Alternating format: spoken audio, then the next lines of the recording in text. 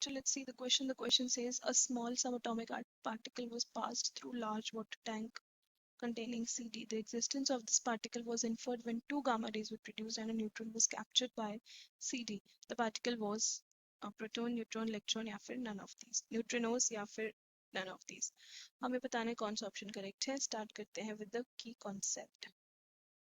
अब यहाँ पे हमें पूछा है कि सब एटॉमिक पार्टिकल. अब सब एटॉमिक पार्टिकल्स कौन कौन से होते हैं, क्या होते हैं बेसिकली, कौन कौन से तो नहीं, क्या होते हैं.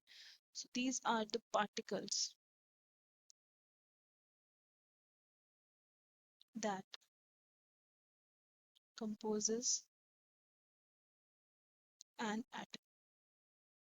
जिनसे मिलकर एटम बनता है, जो एटम के अंदर के पार्ट्स होते हैं, which constitutes an atom is called subatomic particles. अब अगर हम इस गिवन सिचुएशन की बात करें, यहाँ पे हमें बोल रहे हैं कि प्रोडक्शन हो रही है टू गामा रेज की और एक न्यूट्रॉन की. सो उससे अकॉर्डिंग हम प्रिडिक्शन करेंगे. अब होता क्या है न्यूट्रिनो में,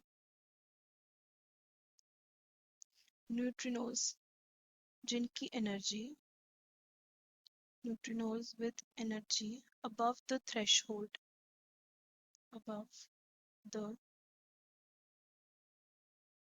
threshold, क्या करता है ये, it caused charge current decay, it causes charge current decay interactions. किसके साथ, with protons, जिसकी वजह से क्या होता है, protons in water results in the production of, producing neutron and gamma rays.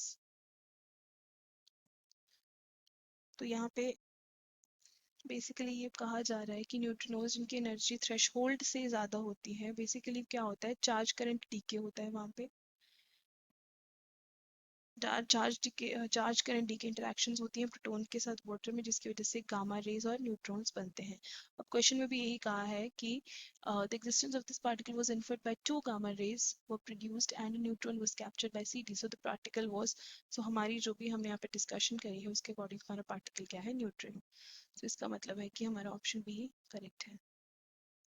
Option B is correct. So this is the final answer. Hope you understood it well. Thank you.